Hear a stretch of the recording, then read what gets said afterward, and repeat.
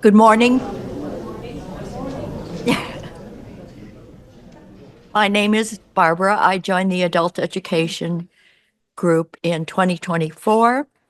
This is the first session of the James book discussion as led by John Clum and Jeff Doane. We will begin with a prayer by Martin Luther King. God, we thank you for the inspiration of Jesus. Grant that we will love you with all our hearts, souls, and minds, and love our neighbors as we love ourselves, even our enemy neighbors. And we ask you, God, in these days of emotional tension, when the problems of the world are gigantic in extent and chaotic in detail, to be with us in our going out and our coming in our rising up, in our lying down, in our moments of joy and in our moments of sorrow, until the day when there shall be no sunset and no dawn. Jeff Doane has been a Presbyterian minister for 48 years. He spent 27 of those years as the lead pastor at Lincoln Park Presbyterian Church. He has been at Fourth Church since 2012, serving for 7 years as parish associate for older adults. He is a member of the Adult Education Council and has taught previous Sunday classes. John, on my right, is a playwright, director, and scholar. He was the founding director of the Duke University drama program and later was chair of the Duke Theater of the Theater Studies, as well as a professor in the English department. He has directed scores of professional and university theatrical and operatic productions. John has been a member of the adult education group for 5 years. Turn it over to John. Thank you very much. What Jeff and I sort of planned out for this was that today I'm going to talk some about Huckleberry Finn to get you started in James. I don't know how many of you went back and read Huckleberry Finn this past week. So if you don't remember it or have never read it or seen the movie, I'm going to do a little talk about that today in ways I think are important to understanding Percival Everett's brilliant novel. And then next week, we'll start a discussion of James, and probably, we're going to go in chronological order through it. So if you haven't finished it yet, you got time as we move along. And it's such a great read. I know one wants to linger over it.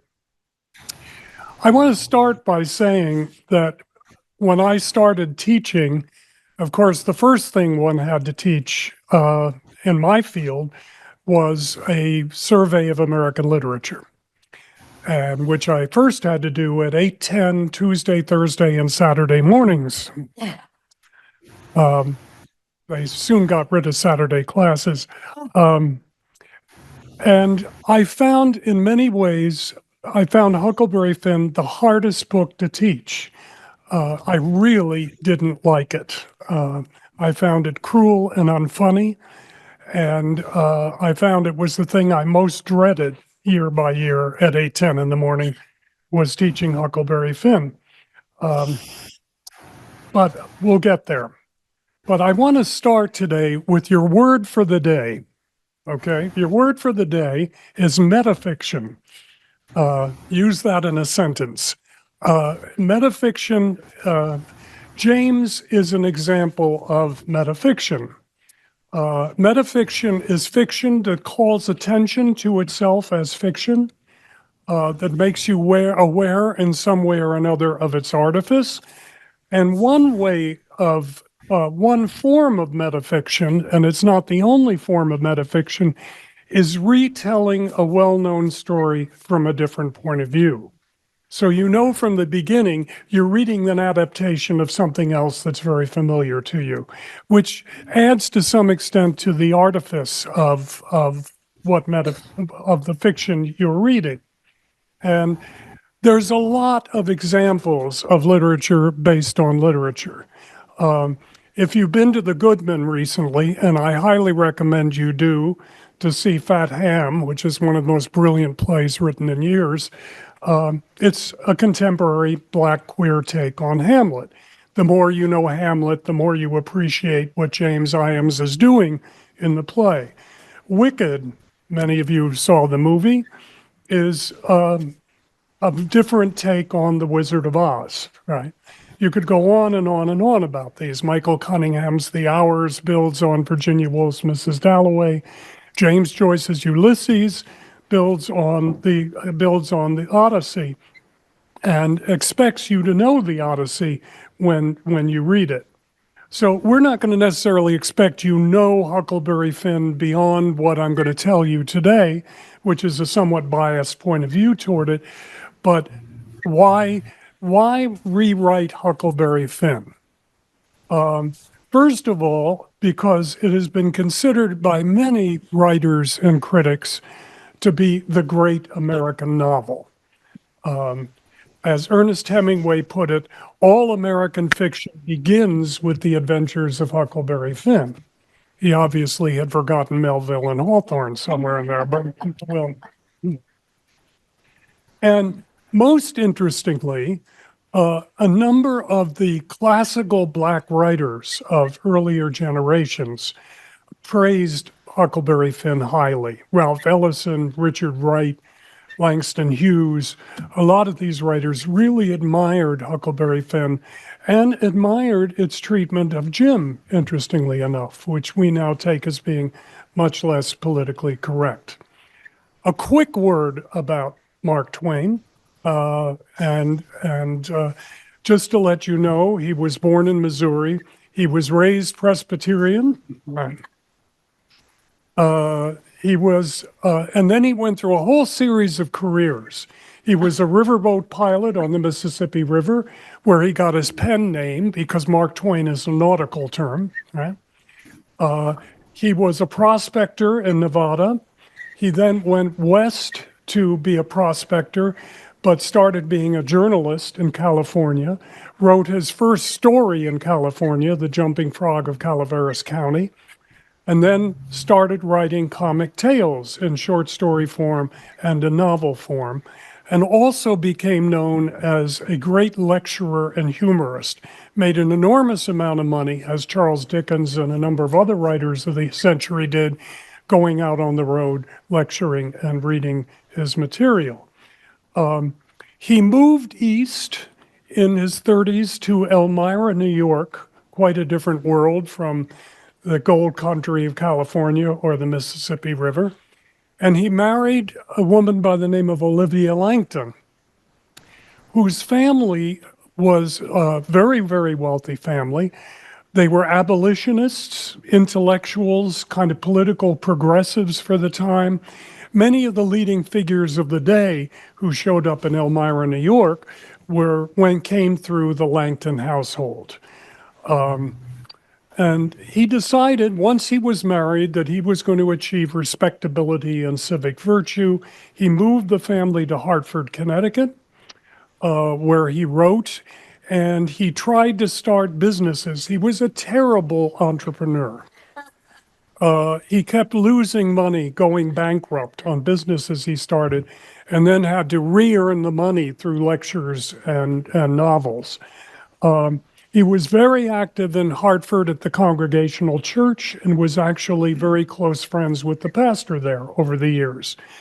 But eventually, in the late 80s and 90s, sort of Huckleberry Finn time and beyond, he became very bitter and depressed about his business failures and about eventually the loss of his daughters and the loss of his wife. So that's a little about Finn, Twain, and we'll come back to that bitterness later on, which is very important, I think, in understanding him. It's interesting to me that the book that all the writers and critics think is the great American novel is a boy's book. And I don't say just a child's book, I say a boy's book. because the female who has the longest space in Huckleberry Finn is Huckleberry Finn in a dress. It's a book from a masculine point of view. There's little place for women. As a matter of fact, women in the novel tend to represent the laws that men have to escape by climbing out of windows, which they do to get away from the widow Douglas, who is the sort of arbiter of social norms in the book. That is that maturity, boys' book, and civilization are not presented in a positive light in Huckleberry Finn. It's a very misanthropic book, and it's a book about boys and men. It's important to note the book was published in 1885, but it takes place, as James does, before the Civil War. James, as you will note, gets into the Civil War. I think Twain imagined that Huck Finn was actually taking place in an earlier time in the 1830s and 1840s, before there was ever a thought of the Civil War. But I want to come back to Twain's misanthropy, because it's a very important part of understanding the way he presents people in Huckleberry Finn. Here's a couple of quotes from Twain, which you can see up on the screen. "I have been reading the paper," he wrote William Dean Howells, a novelist and friend of his. "I do it every morning, knowing full well that I shall find in it the usual depravities and basenesses and hypocrisies and cruelties that make up civilization and cause me to put in the rest of the day pleading for the damnation of the human race. I cannot seem to get my prayers answered, yet I do not despair," he wrote. And then my favorite one, "Damn these human beings. If I had invented them, I would go hide my head in a bag." And you see this misanthropy really throughout Huckleberry Finn. The world of Huck Finn is a fallen world filled with mean-spirited, corrupt people. In James, I think you'll see that the main sin that people, or at least white people, are guilty of is the sin that's represented by slavery, racism, trafficking in human beings. In Huckleberry Finn, there's all kinds of sins going on of people, white people against white people, murders, theft. There's all sorts of cruelty. Nice people nice, respectable people will allow slavery. Huck is the product of child abuse. He doesn't have a mother, and his father beats him mercilessly and tries to steal his money. And as a matter of fact, Huck Finn still would rather be with his abusive father than with the more civilized middle-class white people around him that he doesn't trust at all. When they try to get on a steamboat on the Mississippi that is sort of half sunk, there's a murder going on there. Gangsters are murdering somebody. They run into con men who treat them very badly and indeed try to sell Jim back into slavery. Even Tom Sawyer, and remember, Huck Finn was written as a kind of sequel to the Adventures of Tom Sawyer that was such a success he wanted to sort of reap the benefit of it. But even Tom Sawyer is a gratuitously cruel young boy, certainly gratuitously cruel to Jim, tainted by civilization. So it's an odd and kind of unpleasant book all along the way. And the only innocents, the only good people in the book are Huck Finn and Jim, the runaway slave. And it's very interesting that throughout the book, Huck has this moral dilemma because his instincts tell him to protect and save Jim, but society has taught him that that's a crime. And so to do what he wants to do, or what his impulses tell him to do, which is to protect Jim, is to consider himself a sinner and a criminal, and which is the major irony going on in Huckleberry Finn. To be good in a real sense means to be bad in society's sense. And the other thing I would bring up about this is this fallen world that Twain creates is a world in which God isn't very much good either. And the later he went on in life, the more bitter Twain became about God. And here's one of his most articulate quotes on the subject.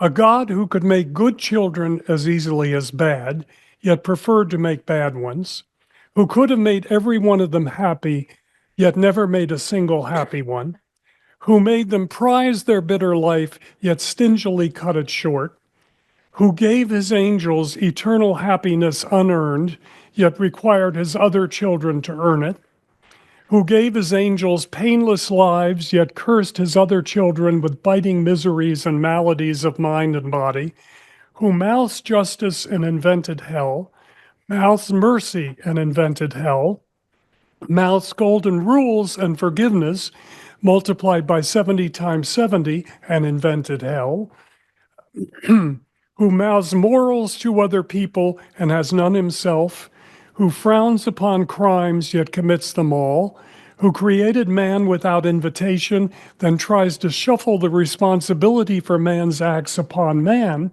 instead of honorably placing it where it belongs upon himself. And finally, with altogether divine obtuseness, invites his poor abused slave to worship him. This is not the best view of God.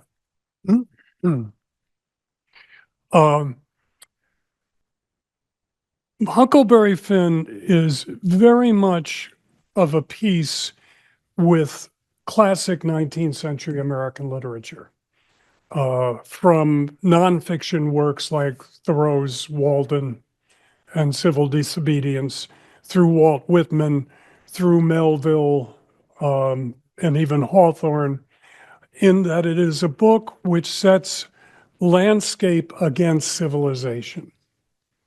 Landscape good, nature good, civilization bad, right? And that the worst of civilization, the most corrupt part of civilization, in a lot of classic 19th century literature, if you remember Walden, having read it in college, Thoreau's Walden, if you remember in Thoreau, the great enemy is the railroad. That is, that there's nature and silence and beauty, and then there's the railroad plowing through, making a lot of noise and steam and dust, representing human industry that's going to spoil nature.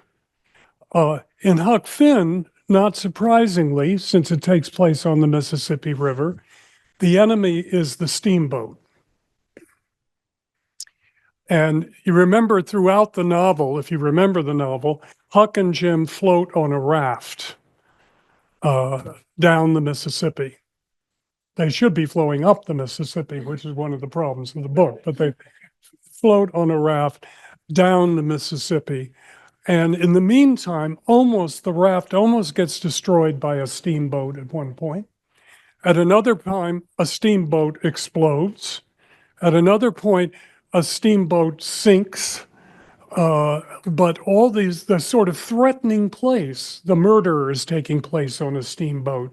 The most threatening place is this sign of industry on this natural force, which is the river.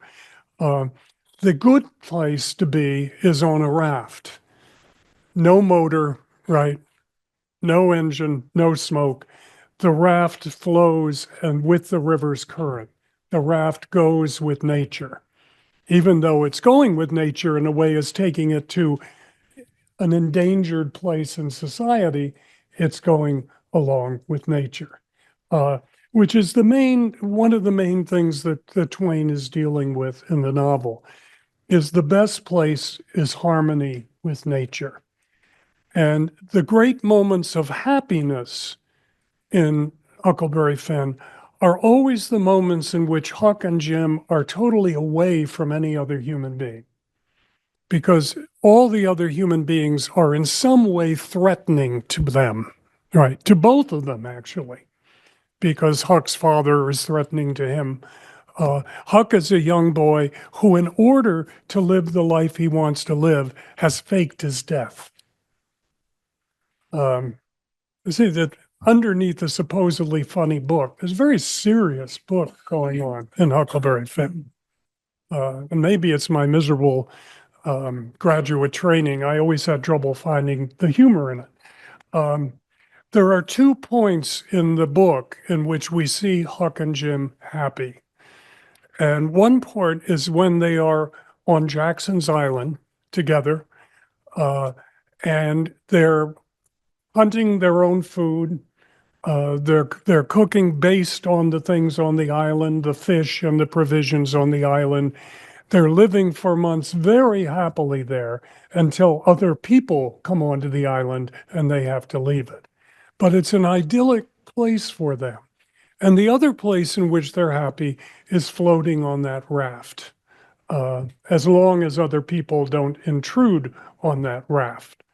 Because civilization out there is the widow Douglas making you behave the way she thinks one should behave, meanwhile holding slaves, right?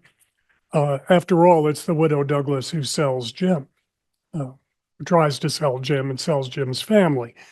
The judge has, Huck has won or been awarded a good deal of money.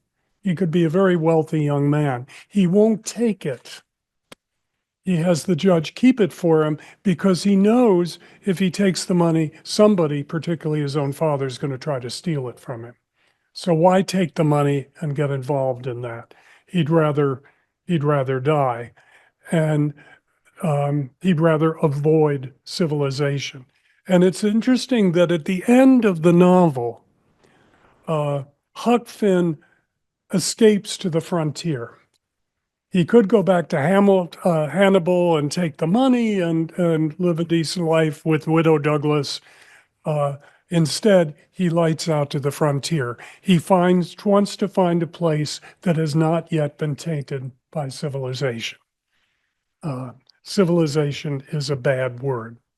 But on the raft, and it's interesting how poetic Twain gets to be with Huck on the raft, how beautiful his language is. We catched fish and we talked, and we took a swim now and then to keep off sleepiness. It was kind of solemn, drifting down the big still river, laying on our backs and looking up at the stars. And we didn't ever feel like talking loud, and it weren't often that we laughed, only a low chuckle. And then he says later, it's lovely to live on a raft. We had the sky up there all speckled with stars, and we used to lay on our backs and look up at them and discuss about whether they was made or only just happened. Just lovely language. And of course, in one sense, this is one of the tricks of Huckleberry Finn. It's supposed to be the language of an unschooled 14-year-old boy. But these are very complex sentences. Henry James would almost be proud of these sentences. It is almost a poetic, beautiful poetic language that Twain uses. The voice that he gives Huck Finn is often a very beautiful voice. So it's a trick because, and this becomes important, as we look at the narrative voice or voices in James, with what Percival Everett's trying to do, that he sneaks in a few grammatical errors or misspellings into Huck's language. But basically, Huck's language is not the language of an uneducated boy. It's the language of Mark Twain. And Jim's language is the real problem of the book. Jim's language comes out of minstrel shows. And the 19th century and it's very interesting in James, for those of you that have gotten to that point in James, that eventually James gets trapped into being in a minstrel show, and in which he has to put white makeup over his black skin and then black makeup over the white skin so that he can look like a white man in blackface. But he ends up in a minstrel show. But Twain has really gotten Jim's language out of the kind of language that you hear that one heard in minstrel shows with the comic blacks, Mr. Bones and Tambo and so on. And you can get this here. This is an example of it I put up. Your old father don't know yet what he's going to do. Sometimes he spec he'll go away, and then again he'll spec he'll stay. The best way is to rest easy and then let the old man take his own way. And Jim throughout, is the more comic character. His superstition is supposed to be funny. His religion is supposed to be funny. It's okay to play really nasty jokes on Jim. And the last 40 pages of Huck Finn, I think, is one nasty, cruel joke after another played on him by Tom Sawyer and Huck Finn, which Jim is supposed to take with good humor. But you have this language. And of course, this is the language that Percival Everett gives to the black characters when they're talking to white characters. It is a performative language. They have to learn it. It is not the language it is not the natural language to them. I found this yesterday in the New York Times. I don't know how many of you read John McWhorter. John McWhorter is a professor of linguistics at Columbia University. He's a sort of black man. He is a brilliant writer. And he writes in the Times about various linguistic issues and sort of the politics of linguistics. His essay this week was on the language in James, the language of black men in James. And I thought I had to share this with you because this is a very interesting idea, which I take it McWhorter knows what he's talking about, but about black language in the 19th century, the kind of language that Jim speaks. And he writes, you can read the whole thing if you have the Times website, and it'll still be there because it's his most recent article. Black English originated when slaves were exposed to non-standard English dialects spoken by plantation owners and white indentured servants from Britain and Ireland. Most of what distinguishes Black from Standard English traces to these dialects, that is, white dialects. A fact that may seem strange given how little Americans today encounter these dialects. Gullah Creole of the Sea Islands was also a small part of the mix. And people who were captured into slavery learned English as a second language, in many cases when they were adults, a brutal introduction that caused the more uselessly arbitrary features of the language to get shaved away. Why you didn't tell me instead of why didn't you tell me? But I found it interesting, this notion that the Black English that the slaves learned was actually from their white masters and the white servants there. It was bad white English. It was not Black English. And Twain probably never heard of that, but I think it's interesting. Okay, I had mentioned that Huck is caught between childhood innocence and adult corruption. And remember, one of the thoughts of 19th century literature, particularly romantic literature, was, as Wordsworth put it at one point, the child is the father to the man. The fact that as a child you had more wisdom than you had as a mature being, and that you lost that innate wisdom as you lost your innocence and grow into adulthood. And I think we are to see Huck Finn as he's 14 years old, that is, he's at the point of puberty.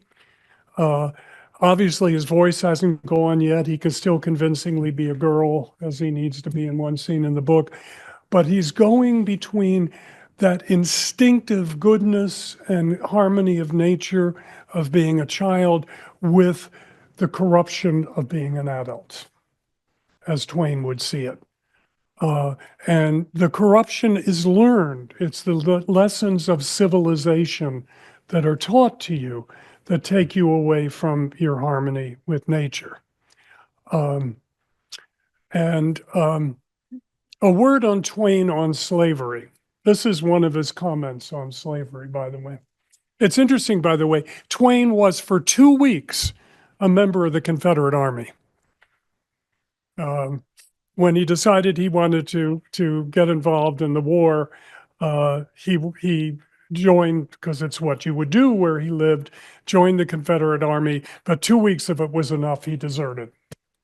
But anyway, the blunting effects of slavery upon the slaveholders' moral perceptions are known and conceded the world over. That's an interesting, the blunting effects of slavery upon the slaveholders' moral perceptions, that owning a slave corrupts you totally, are known and conceded the world over. And a privileged class, an aristocracy, is but a band of slaveholders under another name. Again, Twain's misanthropy. And then here are these comments I told you about harmony with nature, childhood, and so on. The lover of nature is he whose inward and outward senses are still truly adjusted to each other, who has retained the spirit of infancy even unto the era of manhood. Ralph Waldo Emerson, whom everybody knew. Now, if Huck Finn is on that cusp between being a child in harmony with nature, which he very much wants to be, and a corrupt adult member of civilization, Jim, unfortunately, is something of the noble savage. And it's very interesting in Percival Everett's James that one of the authors who keeps circling about in his hallucinations is Jean-Jacques Rousseau. And of course, Rousseau is the man who wrote most about the noble savage, that the uncivilized man is going to be the man in touch with nature. And this was once considered a kind of positive image, but now, of course, we look at that notion and see all the political incorrectness of a notion like this. But to some extent, this is the way Twain depicts Jim. He is still, because he has not been totally civilized and victimized by civilization, he's still a child in the good sense. Despite being treated brutally, he is kind, but he has been presented as no more mature than Huck. But then again, maturity is not a good thing in Huckleberry Finn.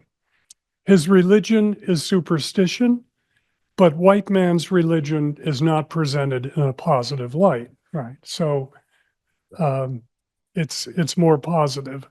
So in Huckleberry Finn, in a way, the black man and the child are equals.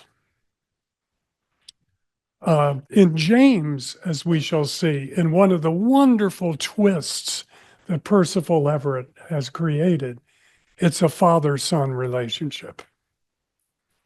That is, James is the adult and Huck Finn is the child. It's a very different relationship from the relationship that Twain has set up.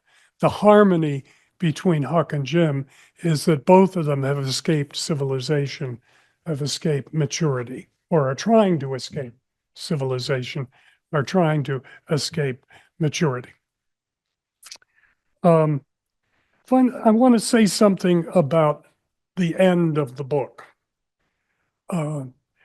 Twain later wrote about Huckleberry Finn that the story ends at the moment that Jim is sold into slavery. And as he put it, everything else is fudging. And one of the problems I have most with Huck Finn is the last 40 or 50 pages. When Tom Sawyer and Huck Finn play all these elaborate games with Jim to free him when Tom Sawyer knows he's already free. And it's just, I think Twain felt he had to bring Tom Sawyer back in the book somehow, and he had to have Tom do something. And so this is what he created, but it is, I think, really gratuitously cruel, unfair to the rest of the book, and the happy ending of Jim getting all this money and being a free man is just sort of dropped on it. The book, I think Twain is right, really ends 40 pages earlier when Jim is sold into slavery. And of course, the end with Huck has to avoid civilization. James ends, as we know, very differently and violently, and real violence, and in a sense, real justified violence. And I was thinking, as I put this together, I'm in the midst of getting ready to teach Raisin in the Sun on Tuesday to my CLL class. And as a lot of you know, Raisin in the Sun is now playing at the Court Theater. I'm looking forward to seeing it tonight. And I thought about a quote from Lorraine Hansberry, who was much more politically radical than Raisin in the Sun shows you that she is. And here are a couple of things she said, and I thought about these as I thought about James. Negroes, she still used that word in the 60s, that was the word, sorry about that. Negroes must concern themselves with every means of struggle, legal, illegal, passive, active, violent, nonviolent. And she said, the acceptance of our present condition is the only form of extremism that discredits us before our children. And I think as we move from Mark Twain in 1885, when he wrote Huck Finn, Twain lived pretty well into the 20th century. He lived into 19 teens. A deeply unhappy man, but he lived into the 20th century. But as we look at how Twain saw the world and how he, as a ardent abolitionist and believer in human freedom, still depicted a black man, and how he saw innocence only possible by avoiding civilization. And Jim's needing to accept everything that happens to him, which he does in Huck Finn, to where Percival Everett is in James, is the difference of everything we've gone through historically in this country, with civil rights, with our own sort of awareness of complicity and what went on and still went on into the 20th century. I started teaching in North Carolina in 1966, and it was still in the 19th century in many ways. So the difference between these two books culturally, I think, is a fascinating difference. Finally, and I will take whatever questions and comments you have today, is of course the big difference between Huckleberry Finn and James is also the difference in who tells the story. And we all know in life, as the great statement is said about history belongs to the winners, right? We all know that who tells the story controls the story in all possible ways. And in Huck Finn, of course, Huck Finn tells the story. And one of the things that I think writers admired about the book was how beautifully Twain handles first-person narration. Of course, he learned that from the masters because Dickens was back there very popular at the time. Melville was brilliant at writing first-person narration, but it's a book from the point of view of a white boy. Jim is the companion throughout the book, but Jim is seen totally from Huck's point of view. Jim does not have a voice beyond the voice that Huck has given him. And the issue of the book is Huck's moral conflict about Jim. Percival Everett's James turns the table. Jim tells the story. And that is a big, big difference that now the slave tells the story. Of course, this isn't the first novel that's done that. If you think of The Confessions of Nat Turner, for instance, 40, 50 years ago, brilliant, brilliant novel, had already done this. But this is what I think Everett has done so well, is switch the storyteller. And I want to switch for a minute to Percival Everett, and then we'll leave you to whatever you want to talk about. Percival Everett is amazing to me. He's written 30 novels. I was trying to think of how many novelists have written 30 novels. It's extraordinary, and they're all fascinating, and they're all different from each other. And many of them pick up other works of literature. This is not the only one. The one you know best, and I want to end up just saying a word about today, is the novel Erasure. And if you haven't read Erasure, you may know it from the film American Fiction, which won the was up for the Academy Award last year and should have won. What's interesting about Erasure, it's a wonderful companion piece to James. Erasure is the story of a novelist who's written a whole bunch of novels, who is a very educated PhD Black man who does not see himself as a Black writer, who sees himself as an artist and a creator, who is horrified when he goes to the bookstore and finds that all his novels are under African American studies, and who has not been selling a lot of books, to put it mildly. And he discovers that the book about the Black experience that's selling the most is a book written by a Black woman, also with a PhD, very articulate upper middle class Black woman, written in the dialect of a urban Black man, the kind of caricature urban Black dangerous F-word ridden man who's obviously been raised at the ghetto and had a terrible life and has turned to a life of crime and so on and so forth. Sort of the voice of rap, much gangster rap. And this writer decides that as a joke, he is going to write a book like that. And it's going to have a four-letter word as its title, and it's going to be written in an absolute caricature of Black language, Black urban language. And he writes it as a joke, and sure enough, it becomes a bestseller. Hollywood buys it. It wins all the awards, and it does it because what he realizes is that this is what at least the white publishing establishment thinks that white people want to read as the voice of Black people. And so much of the book, this book that this author has constructed, is written in this caricature of sort of gangster rap language. So you have two voices for this Black man.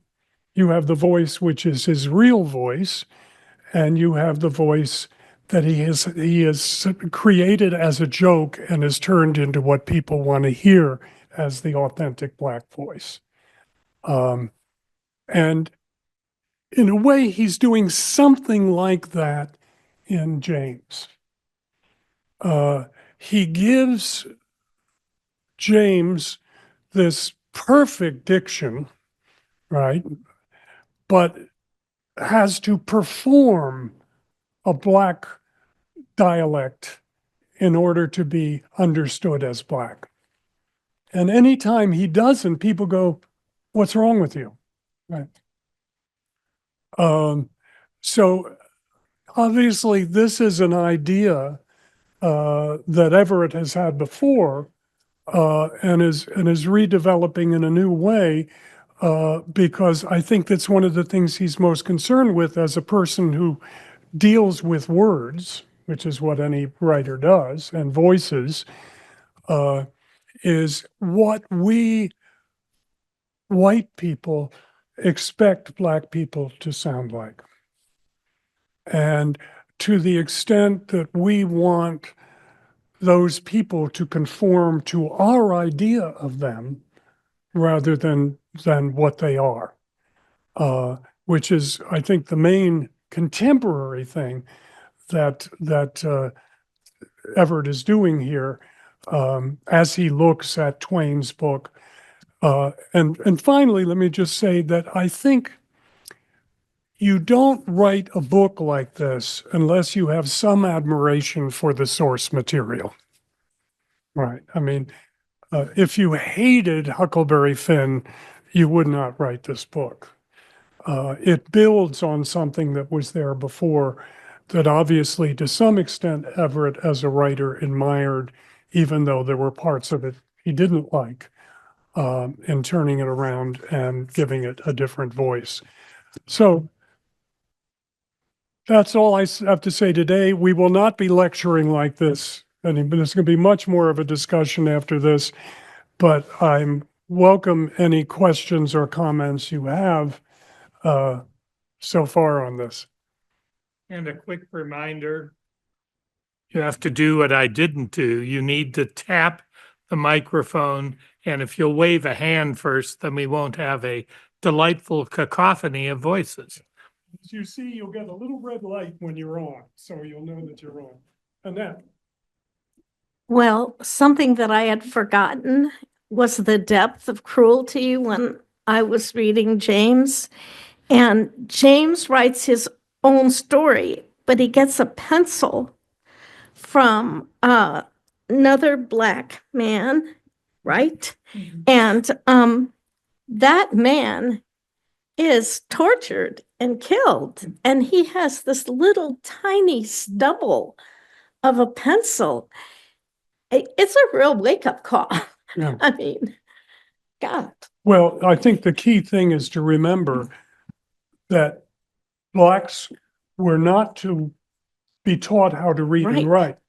And if you taught a Black person to read or write, you were a criminal. Big trouble. Yeah. Regan. I just thank you, really, thank you.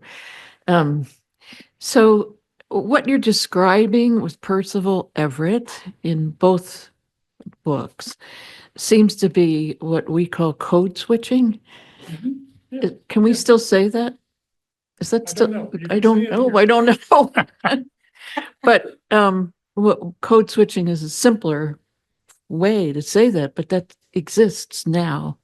We know that exists now, and I think you did a good job pointing that out, and it's really humbling to hear that. I really appreciate it. Thanks. Anything else? You're all too shy. Jana. Hey, John, could you repeat this for the Zoom folks? But this is a question that came in online, saying the book appears to be a cartoon character, or Twain's book appears to be a cartoon character and demonstrates how little Twain really understood of the slave experience.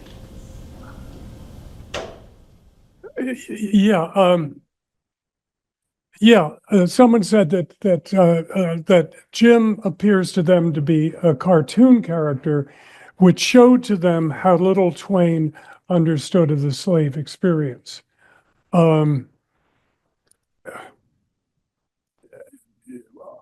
I'm not sure that's totally accurate, because I think Jim throughout this novel is greatly in danger. First of all, he's being accused of Huck's murder, though Huck is alive, right? And that he's constantly under threat. So I think to that extent, it is showing something. His wife and children have been sold, right?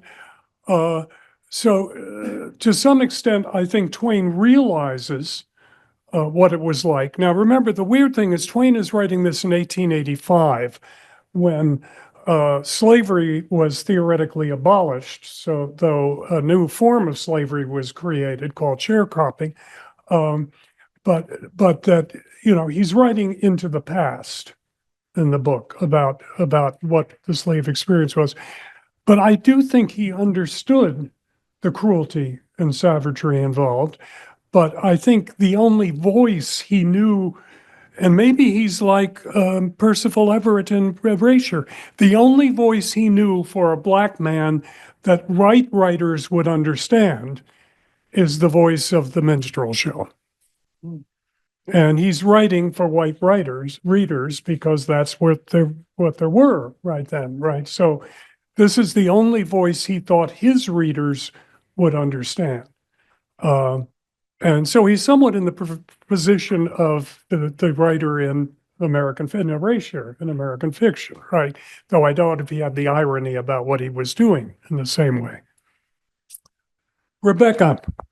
John, maybe you said, or this last question inspires me to ask, have you been able to find any commentary reacting to the novel, to the Twain novel, commentary from that time or in the next 10 years? Respected commentary, how did they view the book? It was a success from the beginning. But one thing, and this is a whole other subject, Rebecca, I mean, American literature was not taken seriously in America until the 1920s. It was not taught in American universities to the 1920s. And we know that college professors decide what's good and what's bad, right? So it became canonical in the 1920s, though obviously it wasn't like Melville's work, which had been forgotten and rediscovered.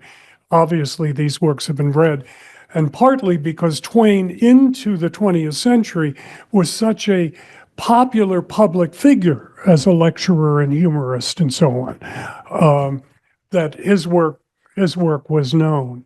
So, I mean, I can't recall exactly what the original critics were like, but it was a praise book, and it was a very successful book because, again, it was a sequel to Tom Sawyer, which was an enormously successful book. Somebody else had a question. Yeah, Mary Kay. I want to start at the first words you began with, which was metafiction. So it's so interesting. I struggle with the word meta.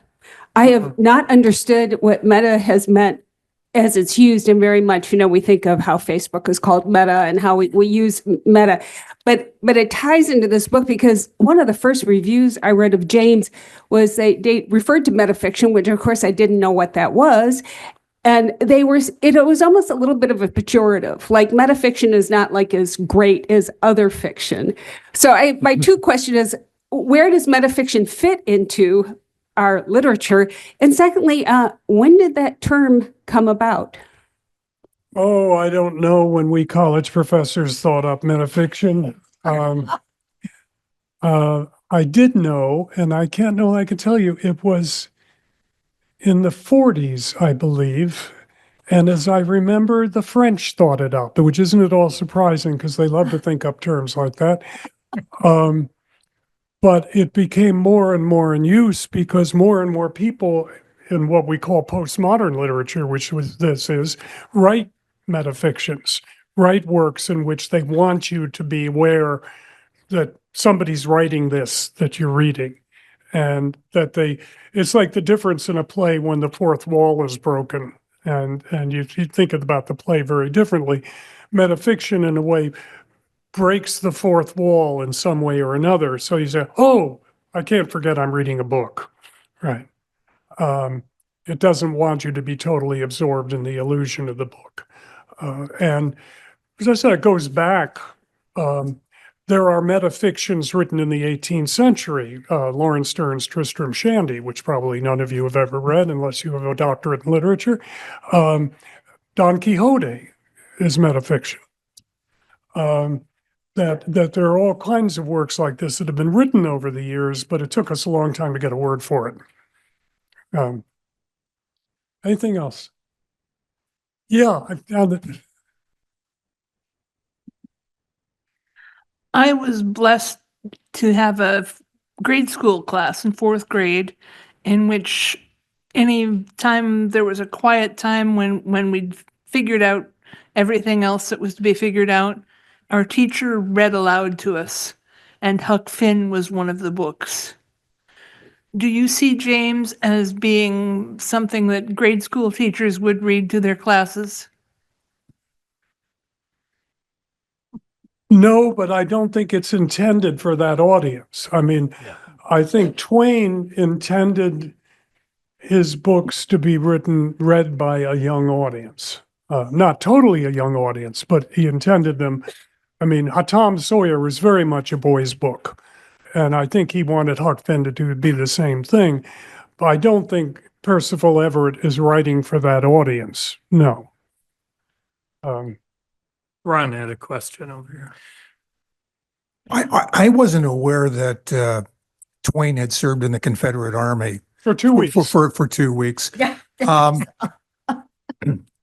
I know that Twain ended up as the publisher of Grant's biography. And Right. it turned out, from what I've read, to be one of the most successful presidential biographies that was ever published. And Twain benefited financially Yeah. as the result of that. Could you speak to that? Because you talked about his financial, instability early on. Well, he tried to get into publishing, but what killed him financially is he got involved with, and I can't tell you all the details, but he got involved with this new kind of printing press that didn't work. Right. And he invested an enormous amount of money in it because he was interested in publishing. He realized early on that you could make a lot of money in publishing if you did it right. But he invested his money in the technology of publishing in ways that were very unsuccessful, and he lost his shirt. He went bankrupt. But he did that 2 or 3 times in his life where he'd get involved in an invention and lose his money in it. And because of that, sort of got out of publishing too. He got bitter about the whole process of publishing. Well, thank you very much. Jeff, Thank you. I'm just going to suggest how we transition from here into next week. I like being able to see faces, hear voices, and that's why we're doing this setup. I managed to convince John. Thank you, sir.